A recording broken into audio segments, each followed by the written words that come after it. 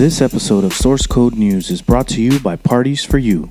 For the best margarita machine rentals in Houston, give them a call. 281-748-0057. That's 281-748-0057. By Cazadores Tequila. When you're in the mood for tequila, buy the best. Cazadores Tequila. And by Alberta's Best Bet Bail Bonds. Don't gamble with your freedom. Give them a call. 713-237-8238. That's 713-237-8238. Welcome to Source Code News. Fight!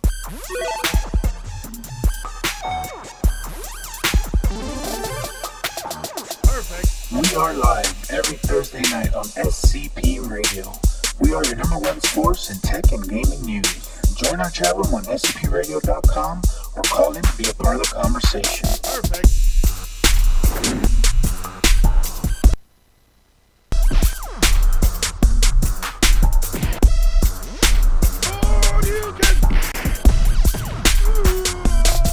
You win. Welcome to Source Code News, episode number 28, recorded on July 27th, 2017. This show brings you the latest in tech, science, and gaming news. We will have product and game reviews as well as unboxings of our latest gadgets. So be sure to subscribe to our podcast on iTunes or your favorite podcatcher and on YouTube. Follow us on SoundCloud and all of the social media sites. We do this show live every Thursday night starting around 8:30. Today we're a little late. We had a company here and I'm waiting on Hector to show up. So we had to start late. Plus we're having technical difficulties, but we'll see if we can get through this. Go to scpradio.com to get the audio and video streams, and you got a chat room right there. You can chat with us and ask Faithy a tech question. And she'll answer you. Also, you can call in at 832-910-7727 to ask us a tech question, or to just join the conversation. Alrighty. So we got Faithy here. Hey, Faithy, can you talk? Hi. Oh my god. Oh, she's loud. Okay. All right. So we got Faithy here. We're waiting on Hector. I don't know. He might be in jail. We're not too sure. He's supposed to be here, but we're waiting on him to show up.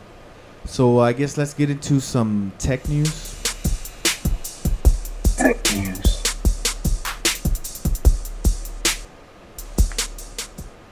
Alrighty. So the first news item is HoloLens 2.0. It will include AI capabilities. So, Faithy, what's HoloLens? I don't know. You don't know what HoloLens is? No. Am I supposed to? Yeah. Oh.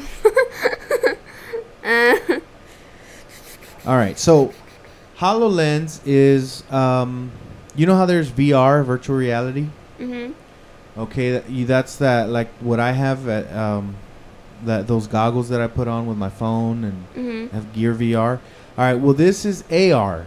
HoloLens is AR, which is you can see through, but they project things that look like they're in the real world, right? So it makes it look like, let's say there's Super Mario guy running around on your table or something. He's not really there, but through those goggles, those AR goggles, you'll be able to see him there. But you're also seeing the real world. Okay. So Microsoft makes HoloLens. It's been out for a while. It's mainly for people that make programs and stuff. It's for developers, not really for the public. Well, now they're coming out with version 2, and they're saying that it's going to be using AI capabilities. It's going to be an enhanced version. So let's see. During a speech at the 2017 Computer Vision and Pattern Recognition Conference on Sunday, Microsoft Artificial Intelligence and Research Group executive Harry Shum outlined plans to incorporate artificial intelligence into the mixed reality headset. To do so, Microsoft is building its own silicon, brand new AI coprocessor that will be incorporated into the next version of HoloLens. Microsoft's HoloLens is unusual in the virtual and augmented or mixed reality space, in that it stands alone.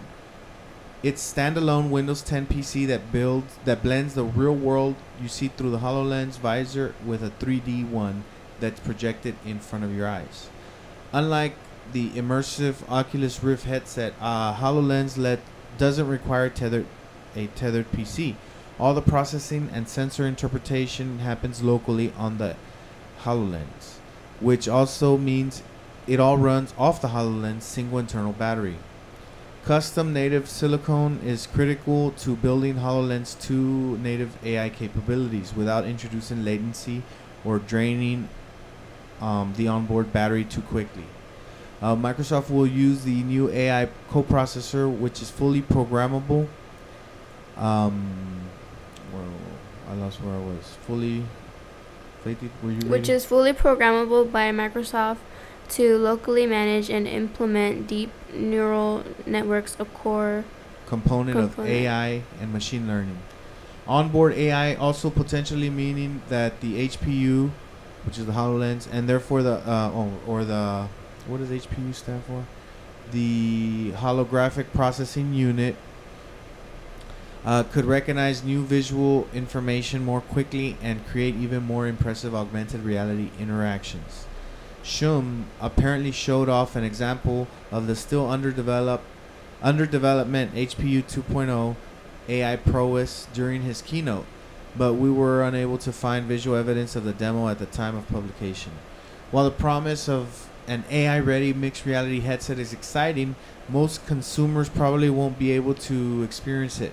HoloLens still costs between $3,000 and $5,000, depending on the edition, and is not available for purchase by everyday consumers, only to certain developers. In fact, Microsoft shows no inclination to build a consumer HoloLens. Instead, they've worked with partners to create tethered mixed reality headsets that rely on connected computers for all the processing power. It's unlikely that any of those will get the HPU 2.0. Microsoft offered no detail on when HoloLens 2.0 with its AI coprocessor will ship. So that's cool. They're doing AR, artificial augmented reality. My bad. With AI, with artificial intelligence. Everybody's working on VR, virtual reality.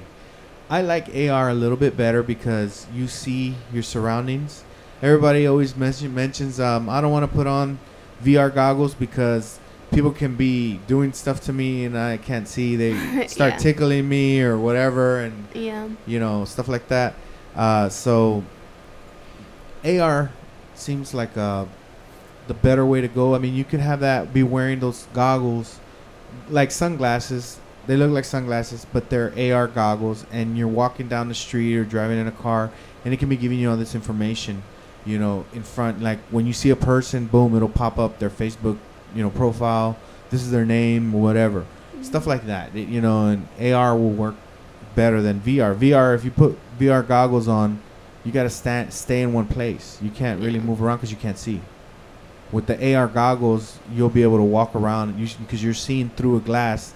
It's just projecting something, in front of you there. Hey, use that one. I have that one. With the AR, I think you'd get like less sick than you would get with the regular one. Yeah. Because you see the surroundings, you're and actually know seeing what's everything. happening. Yeah. So I think that would benefit me also better than the VR. Yeah. Although the VR's getting pretty good that it's not getting me sick anymore. I can play that game that I always play, the shooting game, and the I don't zombie. The zombie one. I don't get sick. Okay, let's move on to the next one. Have you heard of Ori, Faithy? Do you know what an Ori is? No. Me neither. So why don't you tell us about it? All right. Ori Smart Ring turns your fingertip into a Bluetooth earpiece. While modern Bluetooth earpieces are more compact than ever, chances are you still need to leave at least one stuck in your ear. This can get uncomfortable over time, not to mention the dorkiness that's been haunting this form factor since day one. Hong Kong startup Origami Labs thinks it has an alternative solution to this problem. Why not repackage the Bluetooth earpiece as a ring, and then use bone conduction to transmit audio to the fingertip? That's the basic concept behind the Ori Smart Ring. Using bone conduction for audio transmission is hardly a new idea.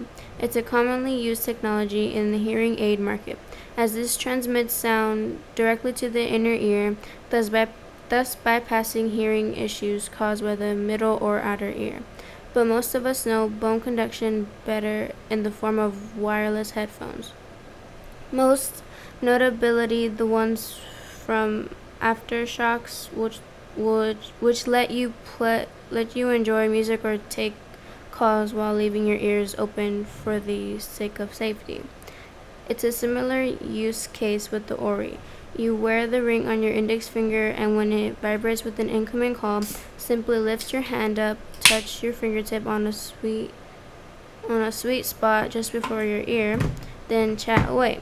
An earlier crowdfunding project, the SGNL Smart Strap by Korea's Innomdol Lab, has the same idea, but it has yet to ship to backers long after its February target date this year. Okay, so the Ori is a ring that you use as your earpiece, as your Bluetooth like earpiece, a hearing thing. and you put your finger up against your ear and you just talk. You'll hear it, and they'll hear you talking. What do you think about that, Junior? So you put your hand like this? Yeah, you just go like that. Like that? And so you say it's like a telephone or whatever? Yeah, well, yeah, it's connected to your okay. phone. It's like you have a Bluetooth thing in your ear. Oh, okay. Yeah. Well, that's pretty cool, but if it works. Yeah, but then you wash your hands. Yeah, but you're always gonna have to have your hand like that to talk. Like hello, hello. Tiring. You're like, oh walking my God. around like. Well, hey, I mean, like, but what's instead of going having on? your phone up, Yeah. you just do your finger like that. Keep your phone in your pocket. To me, the only thing is if you can actually hear the person clearly like that. Yeah. And if they can hear you clearly, that would be something. I mean, I would try it, but if it doesn't work the first time, I'm like, nope. Mhm. Does it Okay. say here how much it costs or not? Faithy, did you see anything? Not yet. Probably 100 or something. So each room put 3 slip-ons. I see that it lasts 40 hours on standby mode, Mhm. about 1.5 hours of continuous listening time. So 1.5 hours. If you're gonna talk all day, it's only gonna last you an hour and a half. Yeah. But no, it doesn't really say right here the price. Yeah, it doesn't say. All right, let's move on to the next one. Roomba's next big step in selling maps of your home to the highest bidder. So, y'all know what a Roomba is? Yeah, the cleaning thing, right? It's a vacuum. Is that little circle thing? It just Yeah. The Goes thing with all the over. cats on it. Yeah, and they always show videos with cats and stuff okay. riding on it and stuff. So, one thing that the Roomba does is when it goes around your house, it maps your house. So it can be more efficient in okay, cleaning. so like not to hit furniture or Yeah. whatever. Yeah, okay. So it'll know exactly where to turn, and it doesn't, really have like an eye, but it has these other, sensors. Yeah. And so it makes a map of your house, of wherever it cleans. Well, they're saying that there's a chance that the company's going to be selling maps of your home to the highest bidder. So the Roomba is generally regarded as a cute little robot friend that no one but dogs would consider to be a potential menace. But for the last couple of years, the RoboVacs have been quietly mapping homes to maximize efficiency. Now the device makers plan to sell that data to smart home device manufacturers, turning the friendly robot into a creepy a creepy little spy. While it may seem like the information that a Roomba could gather is minimal, got to be gleaned from the maps it's constantly updating. It knows the floor plan of your home, the basic shape of everything on your floor, what areas require the most maintenance, and how often you require cleaning cycles, along with many other data points. And according to Reuters, that data is the future of its business strategy. There's an entire ecosystem of things and services that the smart home can deliver once you have a rich map of the home that the user has allowed to be shared. Says the iRobot CEO Colin. Angle told Reuters that iRobot, which made Roomba compatible with Amazon's Alexa voice assistant in March, could reach a deal to sell its maps to one or more of the big three in the next couple of years. If a company like Amazon, for example, wanted to improve its Echo smart speaker, the Roomba's mapping info could certainly help out. Spatial mapping that could improve audio performance by taking advantage of the room's acoustics. Do you have a large room that's practically empty? Targeted furniture ads might be quite effective. The laser and camera sensors would paint a nice portrait for lighting needs that would factor into smart lights that adjust in real time.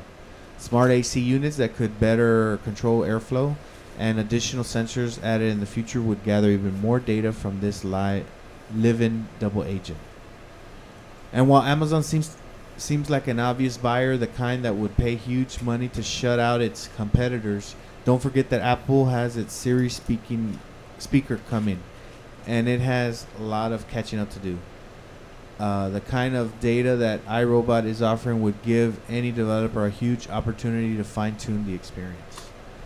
So, I don't know, what do you guys think about them selling maps of your house? Does that seem kind of like not cool? I don't know. To me, yeah. Well, is it just like they're gonna collect everybody's? Well, whoever has the robot, whoever Yeah. has, yeah. So they're just doing it for research, I guess, to like improve. Well, that's what they started doing it for, research, to improve their cleaning. Mm-hmm. But now they're going to start selling that information to like big companies that could use it, that sell smart home devices. So let's say they sell it, right? Uh-huh. So I could say, Alexa, go clean my bedroom. So they'll go to that bedroom. That's what they're trying to do. Or? No, they're trying to like, let's say you have Alexa, and you know they can say, well, Alexa knows she's in this room, and we know or not Alexa, because that's not a good one, but like let's say you buy a Sonos, and the Sonos will send out a sound and find the acoustics of the room, like the size, the shape of the room, to sound the best it can sound. So it can know to bounce off sound off of this wall, or there's not a wall or whatever. And it'll know the layout of the room because it bought the information from the iRobot thing, the Roomba. Uh-huh. So it can say, oh, well, this room is this big. There's hardly anything in this room. So it can, better be more efficient in making the speaker sound better. Different things, or a company can say, oh, they have almost an empty room there. I can sending them ads for sofas or for, like a table, anything, stuff like that. They're getting more money. They're getting more information from us is the whole point. And they can target ads better, stuff like that. I don't know. I still wouldn't want that. Yeah, it's still kind of already, invading privacy and all that. Yeah.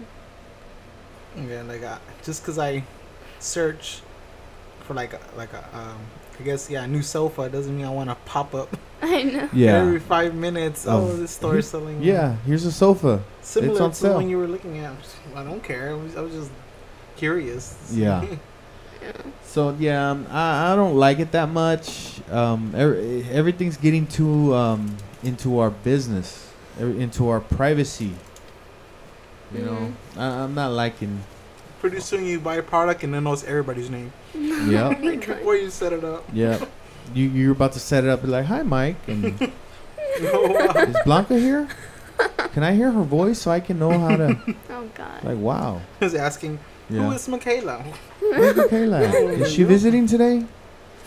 Wow. Yeah, that's true. That's gonna be the new Wait, future. Is that a feature on the Google Home? Like it could tell the different voices. Is that already available or no? I don't know. Is that one of the things they were mentioning? Yeah, I remember they said that. Wow. I know the one we have, the Alexa. It oops, I shouldn't have said that. The A word. You can tell her to change accounts. I know that. Oh, okay. But it doesn't matter. Whatever account the last account it was on, that's just what it's gonna use. I know that changing accounts is good because if I have Spotify running and my wife has her Spotify running on her account, and she wants to play her playlist, she can just change the account and then tell it to play her playlist. I'll go on to the next. The tech company offers freaky microchip implants to employees. Alright, I take this one. You want? All right. Here's a story straight out of the worst how you say that? Dystopia nightmare. 3 Square Market, a Wisconsin-based vending machine company, announced today it will become the first U.S. company to implant microchips in some of its employees. Wow, that's scary. Yep. Workers who have the chip implanted in their hands will be able to use them to scan and open doors, make purchases in the break room, log in to computers, and use the copy machine. Okay.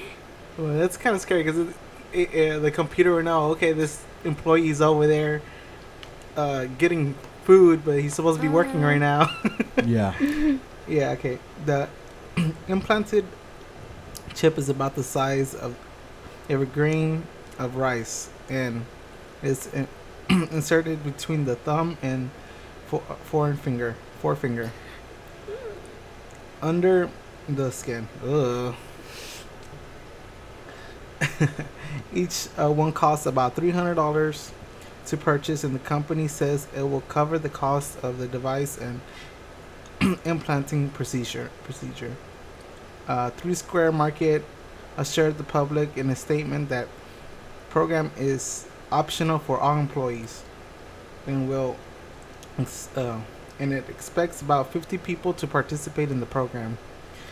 It also insists that chip cannot be used for GPS tracking, and data exchange between the chip and the readers is encrypted. Yeah. So, are y'all expecting? You're ready to get your chip implant? I don't think it will work because you know how the phones have the little scan thing, and that doesn't even work. Works for me. I tried it one time because I had the Apple Pay. And when I was going to school, they had the vending machine. They had the scanning thing, right? Yeah. So I tapped my phone, and it was okay. Waiting to confirm purchase, and it stayed there for a long time, and then it said error, something went wrong, and I did it again. It didn't work, so I'm like, do I have to take out my credit card now to do it? Yeah. Yeah, and then I guess after I put the credit card, it worked, but yeah, I don't think it's. I don't know. Yeah, I don't think we should be getting implants. Yeah. I mean, I'm assuming in the future that's gonna be a thing, But right now, that's too crazy. I just watched The Fifth Wave. I don't want to get the implant. Right? They just I don't. Aliens come and attack. Well, not like aliens, but like. Well, they're not from here.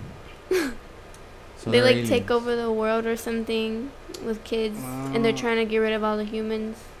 Okay. I think I've seen it. Is that the one with what's her name? Chloe Grace? Mhm. Yeah. Okay, let's hear a commercial right quick.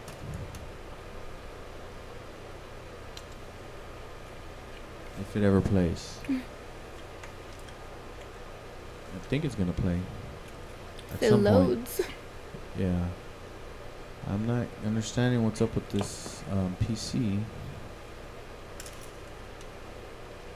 Okay.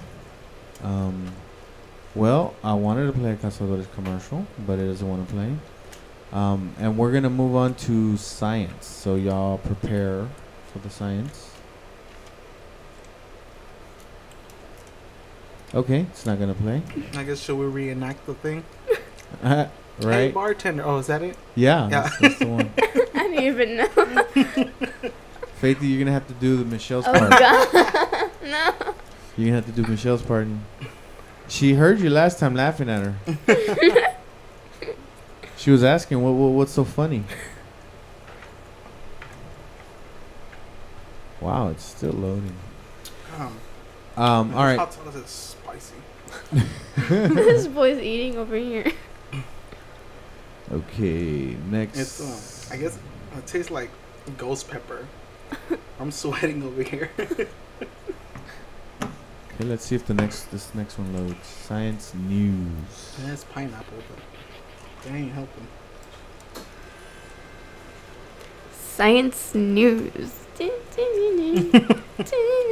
it goes. So, all right, let's see. Wandering in the void, billions of rogue planets without a home. You want this one, right, Faithy? Oh, okay. Not all planets have a home. For decades, astronomers and science fiction authors alike have speculated about orphaned orbs cast adrift from their home stars, endlessly wandering the boundless reaches of interstellar space. Most theorists hold that such ejections should be quite common during the chaotic molt of a planetary system. Early days when closely packed worlds whirling around a star can scatter off each other like billiard balls in a brick shot. Studying the properties of these far-flung planetary nomads, their numbers, masses, and trajectories could allow scientists to reconstruct these bodies' murky origins and peer into a crucial formative stage of planetary system that is otherwise largely hidden to us. Hard evidence for this population of planetary nomads has proved elusive, floating cold and lightless in the void. These dark worlds cannot be directly observed by any conceivable telescope. Very rarely, however, one might pass in front of a far distant background star, creating a detectable blip of light as the planet's gravitational field acts as a magnifying lens. The duration and strength of such a gravitational microlensing event could reveal not only a rogue planet's existence but also its mass, as bigger worlds tend to create longer, stronger amplifications of a background star's light. A typical free-floating Jupiter-mass planet, for instance, is estimated to create an amplification lasting 1 to several days. A smaller Earth-sized object might only amplify a star for a few hours. It takes intensive calculations and a complicated series of assumptions to extract a rogue planet's basic details from the deceptively simple brightening of faraway stars, but experts broadly agree that it can be done, so a handful of telescopic surveys around the world now monitor hundreds of millions of suns night after night to seek these objects, gradually taking a bulk census of the Milky Way's loneliest worlds from the telltale twinkles of chance cosmic alignments. The latest result of that census appeared on Monday in Nature and come from Poland's optical gravitational lensing experiment, a 1.3 meter telescope in Chile. Based on a statistical analysis of more than 2,600 microlensing events drawn from 6 years of observations, about 50 million stars. The Ogle team estimates that there is perhaps one Jupiter-mass rogue planet for every 4 stars in the galaxy. This result meshes well with leading planet formation theories and more conventional observations of other planetary systems, and appears to refute the previous best guess from a competing team that estimated rogue Jupiter should be roughly twice as common as stars. Neither result is anything for Earthlings to fret about. Space is so huge that the chances of a rogue planet wandering close enough to our solar system to cause harm are, well, astronomically low. So, yeah, because like you know, at one point, the Milky Way galaxy. Where's the Milky Way? Huh? We're in the Milky Way. Okay, we're in the Yeah, Milky we're Way. in the Milky Way. And the Andromeda galaxy, which is the closest galaxy to us, we're gonna interact. It's gonna pass through us. Okay, but that whole galaxy is gonna go through our whole galaxy. We're gonna merge, you know, and keep on going. But the thing is, we're so big. The galaxy is so big and so spread apart that none of our stars are gonna hit each other. None of the planets are gonna hit each other. We're gonna just pass through, no problem. You know, it's not gonna affect us much, because that's how big space is. You know that.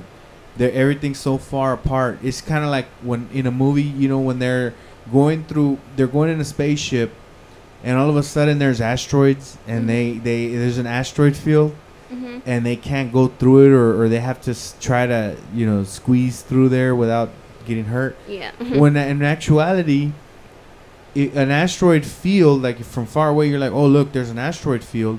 When you get up close, the closest asteroid to you is a couple of miles that way, and another one, the next one is a couple miles that way. You can go right through there, you know, extremely fast, and you won't even touch one, because an asteroid field is not going to be close together. The rocks are going to be extremely far apart.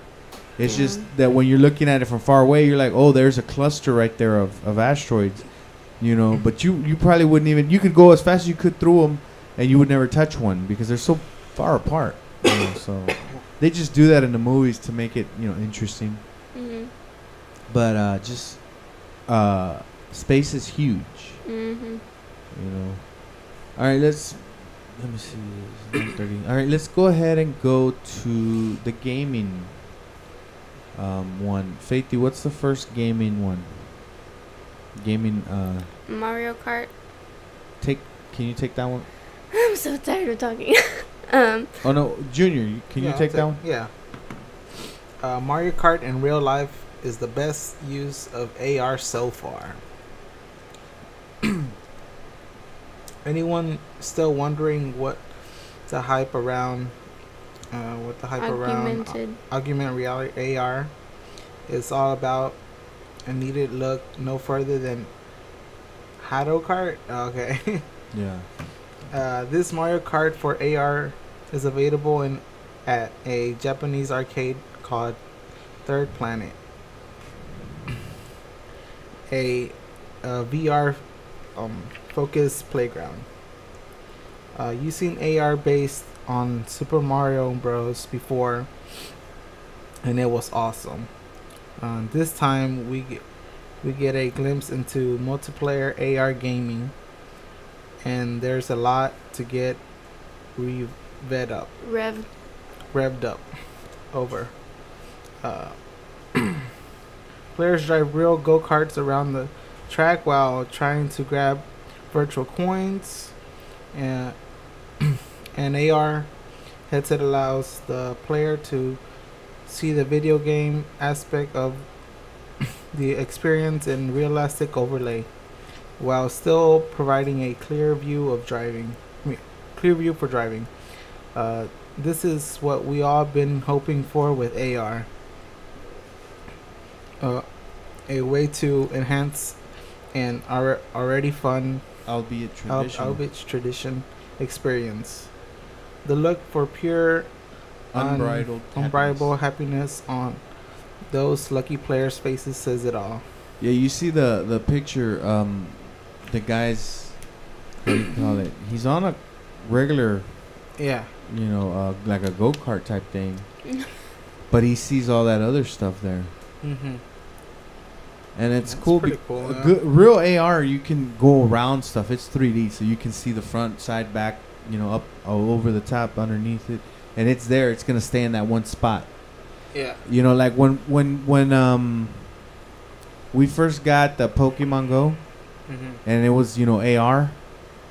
You would see the Pokemon standing somewhere. I was like, oh crap, is that real AR? Like if I get my phone and I go to where you're at, am I gonna see that same Pokemon in that same spot? No. No, it was kind of a fake AR. Yeah. It wasn't real. Real AR, you could, like, let's say because it'll use the GPS to know where you're putting something. But like I would be able to say, I'm putting this this object into the world. It's an AR object, and I leave it here. And anybody that comes by, and they have their AR goggles on, they would see it right there. And they could click on it and say, oh, that belongs to Mike.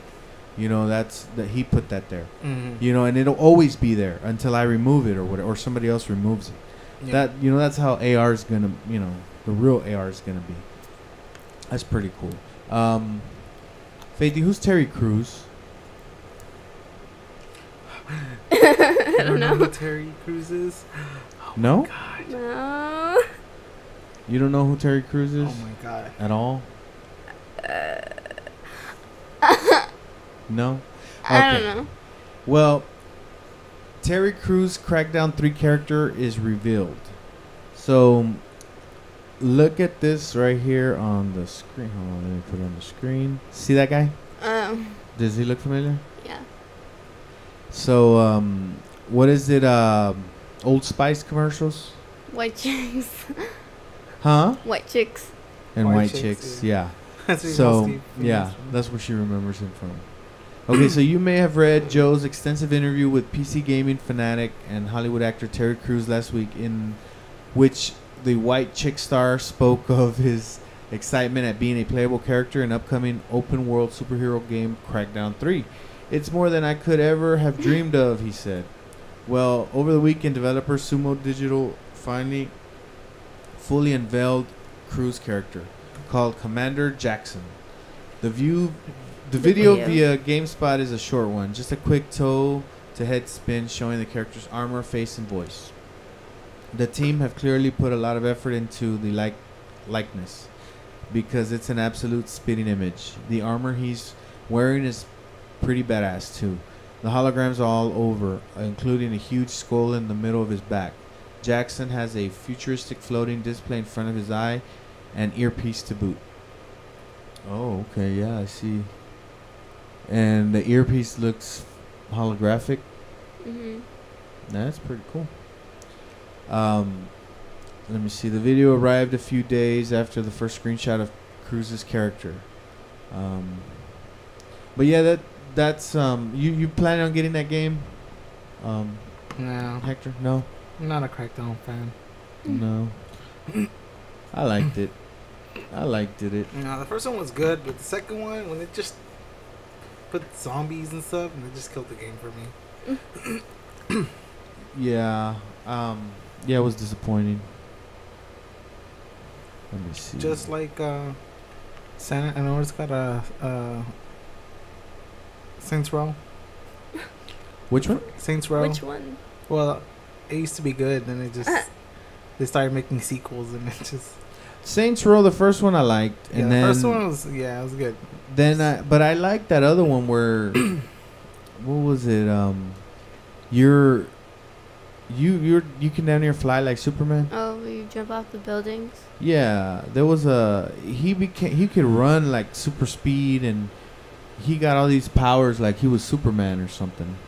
I don't think it was the very last one, but maybe second to the last game. I think it was on the 360. Mhm. Yeah, I played that one. I beat that one. That one was fun. Okay, let's move on to the next one because we're running out of time. Monimals is a graphically stunning music game from the creators of Hiroki, launching next year. From the developers Pikomi, who were responsible for Hiroki and played a part in the upcoming Sonic Mania. Where is it? Console release. Monimals is touted as a music game with some eccentric fishing elements, which sounds like a definitively killer combo. With a vibrant, colorful, and downright stunning graphical design in the teasers Pikomi have shared. Monimals. How do you say that? Monimals, yeah. Look to be one of the most exciting upcoming iOS releases and has left me counting off the days since it launches in 2018. It's a pretty cool game looking. It looks interesting. There's not too much to decipher from the 30 seconds of footage in the teaser trailer for Monimals beyond the headphone-wielding protagonist Rabbit throwing a fishing line with a 3.5mm jack into the ocean. However, the developers have outlined that you'll be tasked with fishing for the eponymous Monimals, as well as creating music with the titular creatures, after which you'll be able to share your creations online. The resulting mix sounds like Electroplankton, if it actually had a game within it, which is fitting considering the beautiful teaser perfectly embodies Nintendo's trademark aesthetics. With such a promising start and from a developer with such a strong track record, Monimals will almost certainly be awesome, and its 2018 release cannot come soon enough. So, Faithy, from seeing that video, did it look interesting to you? No. You didn't like it? It looks like I mean, I like the way it looks. yeah, but like a Nintendo game. But what he was doing in there, not really. Well, I mean, it's a teaser. They're not gonna show you the gameplay. It's just like a part of a game. I mean, it's like this isn't gameplay. This is just the what do you call it? Like before the game starts, they show you the little video and stuff. All right. Let's skip the WoW thing. Or let me mention it. The Blizzard shuts down Legacy WoW fan server hours after it goes up. So they were gonna have a server with I mean, it was. I think they tried to do it legally. It was from during the decade-old Burning Crusade expansion. So they had a server from that time, from that era of World of Warcraft, and people were gonna be able to go in there, I'm thinking, for free and play that old expansion. And Blizzard shut it down right away within hours of it opening, which pissed off a lot of people. Because I mean, that was a lot of work to get that server running. It's almost like playing when you go to World of Warcraft. You play on servers with all these people.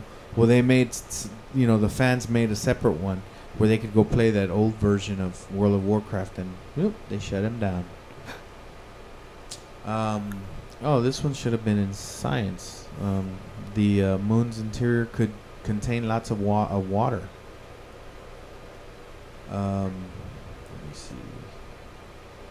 So previous studies have observed traces of water ice in shadowed regions of the lunar poles. However, this water is likely the result of hydrogen that comes from solar wind.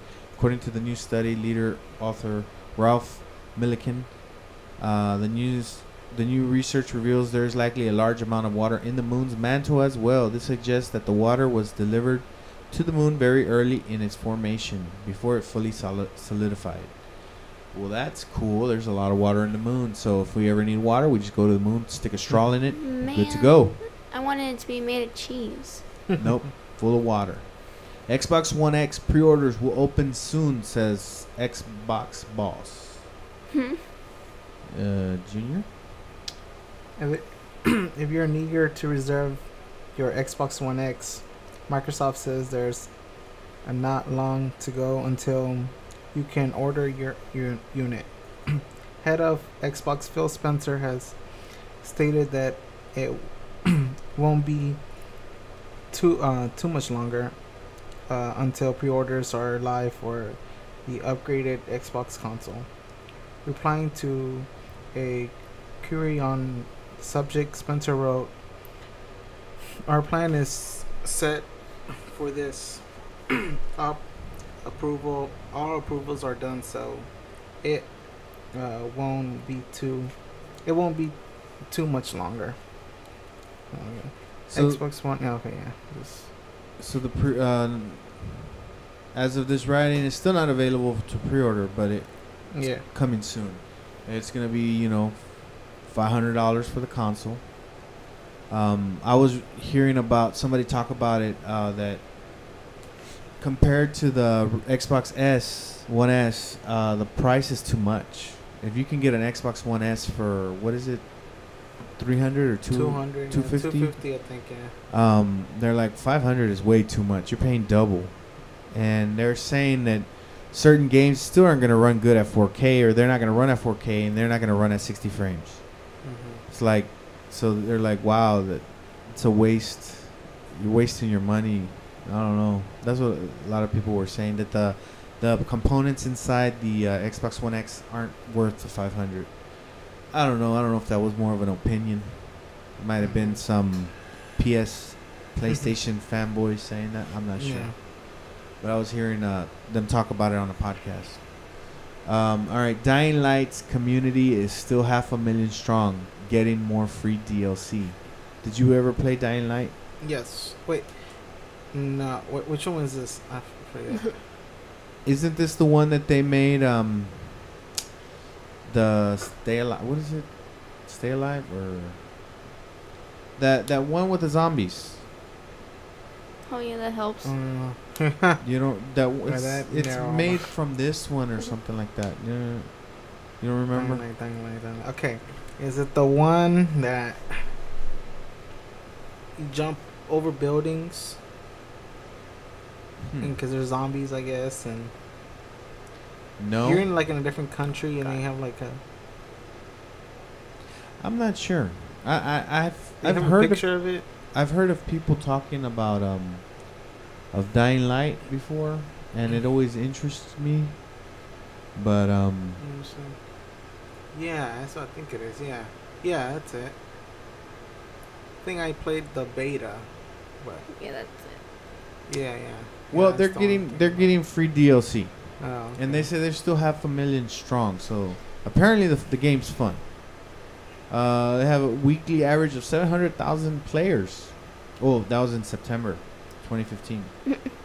Almost 2 years after Dying Light, still has a weekly average of player base of 500,000. So they're still getting 500,000 people weekly. The DLC will include more enemies, events, and mysteries to solve. It starts with DLC number 0, which introduces new adversaries. My bad. No specific launch date was given, but they said it was coming soon. The enemies in question appear to be these bad guys teased on July 16th. Those bad guys, I guess, in that picture. I don't know. But okay, I'm probably not gonna play Dying Light anytime soon. How about MMOs? Do you are you into MMOs? Nah. No. Faithy, I have no idea what you're talking about. you don't know what an MMO is? But you're from Source Code News. You gotta know about tech. Oh, okay. All right, so I'm gonna show you a little quick video of it. This is the new promising space MMO.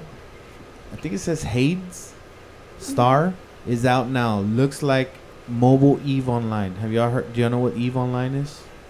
Sounds familiar. Yeah, it does. All right, so there's the video playing.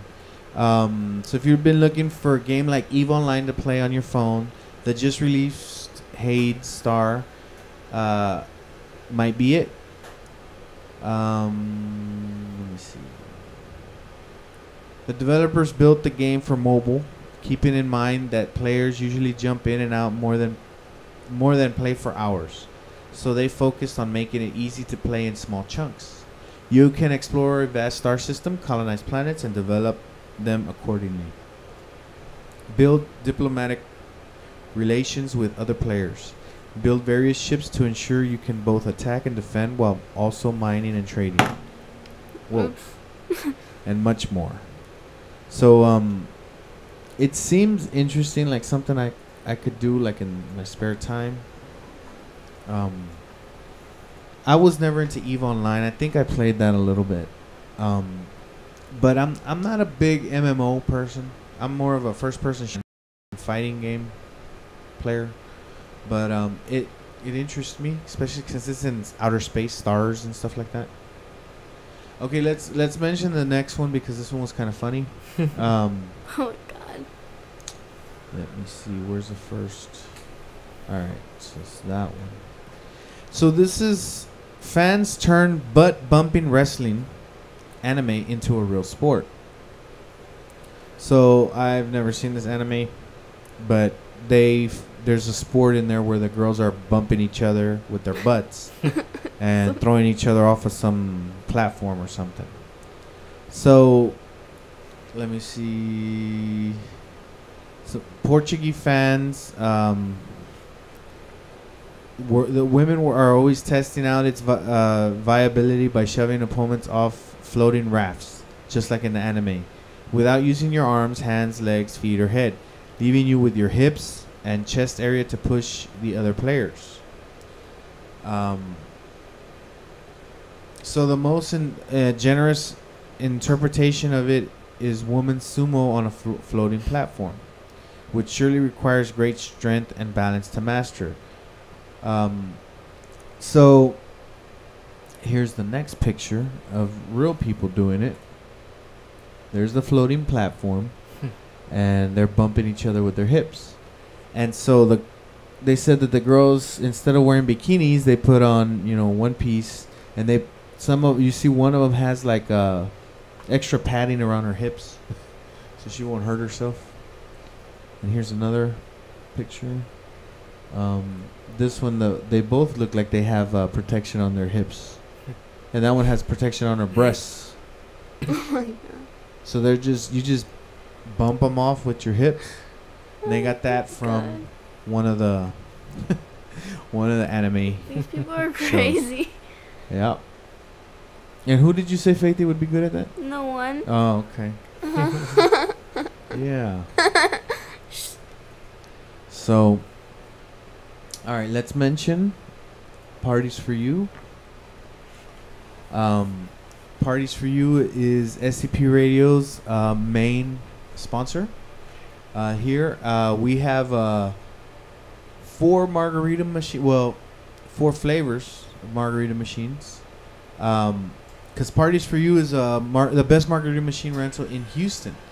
Here in SCP in Skylab Studios, can remember Skylab Studios. You can come out here and try 4 different flavors, and that George Gonzalez always brings, to the studio, since he's our sponsor, and we get to try, all these flavors. Anybody that comes, any of our guests have margaritas here.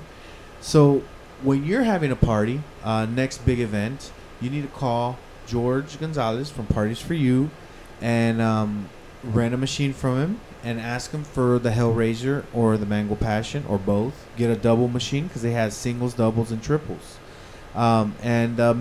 Hellraiser and Mango Passion are exclusive to Parties for You. So give them a call at 281-748-0057. That's 281-748-0057, and let them know that SCP Radio sent you. And earlier we were trying to play the commercial for Cazadores, and it didn't want to play. But let me see. I'm trying to get it to play right now while I'm setting up the next sponsor, which is Miss Alberta's Best Bet, Bell Bonds. So I guess it doesn't want to play. But anyways, the Parties for You, the tequila they use in the drinks in the margaritas is Tequila Cazadores. So that's also our sponsor here at SCP Radio. So if you want the best tequila, get Tequila Cazadores.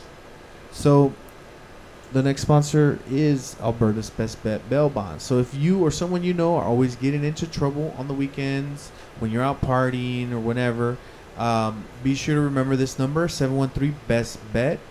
That's 713-BEST-BET. For Alberta's Best Bet Bail Bonds, don't gamble with your freedom. Give her a call. And for those of you like Faithy that didn't know that that 713-BEST-BET, you could actually dial that on a number. The number is 713-237-8238. That's 713-237-8238. And be sure to let them know that SCP Radio sent you. So that's it for the show. We started off late, so it was a short show today. Thanks to all the listeners. We really appreciate you guys. You can find me on Twitter at Space Cadet Pro, Facebook, Michael Lopez, and on scpradio.com. Faithy, where can they follow you at? Nowhere. Hector, where can we follow you at? Follow me on Instagram. It's at Tamale Boys. At Tamale Boys. Don't forget to subscribe to us on iTunes or your favorite podcast app. Email us at scpradio@spacecadetpro.com. Leave us a voicemail at 832-910-7727. And I guess that's it. And let's see if this outro plays. See you guys next week. And is it going to play? There it goes. Oh. Or not. It's trying to play. Uh-oh. Well, if it doesn't play, I'll just end it. But we'll let it try to catch up.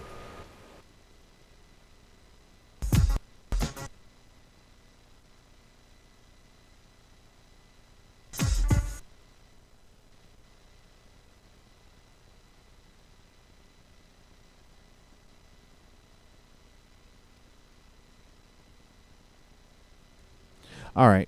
I guess we'll just end it. See you guys next week.